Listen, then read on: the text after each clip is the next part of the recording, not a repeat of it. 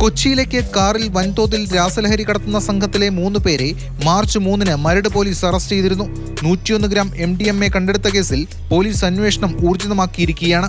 കഴിഞ്ഞ ദിവസം ഏറ്റവും ഒടുവിൽ ബംഗളൂരുവിൽ നിന്നും പിടികൂടിയ നൈജീരിയൻ സ്വദേശി ചിംബേര മാക്സ്വെലിനെ കേന്ദ്രീകരിച്ചാണ് പ്രധാനമായും അന്വേഷണം. 2 വർഷമായി കേരളത്തിലേക്ക് ലഹരി കടത്തുന്ന റാക്കറ്റിലെ പ്രധാനികളിൽ ഒരാളാണ് ഇയാൾ. രാസലഹരിയുടെ മൊത്തവിതരണക്കാരനാണ് മാക്സ്വെൽ എന്ന് പോലീസ് വ്യക്തമാക്കി. 6 മാസത്തിനിടെ മാത്രം 30 തവണ ലഹരി കടത്തിയിട്ടുണ്ട്. ഇരിക്കുന്ന സമയത്ത് ഇയാൾ വളരെയധികം പ്രകോപനത്തിനായിട്ട് പോലീസിനെ അറ്റാക്ക് ചെയ്യാൻ ശ്രമിച്ചു. ഇയാളെ കയ്യിൽ വലിയ നീളമുള്ളൊരു കത്തിയുണ്ടായിരുന്നു.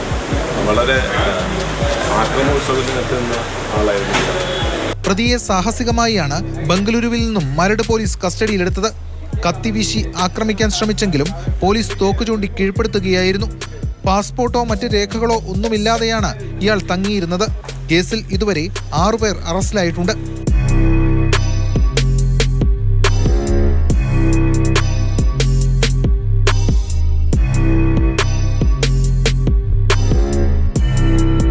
മാതൃഭൂമി ന്യൂസ്, കൊച്ചി.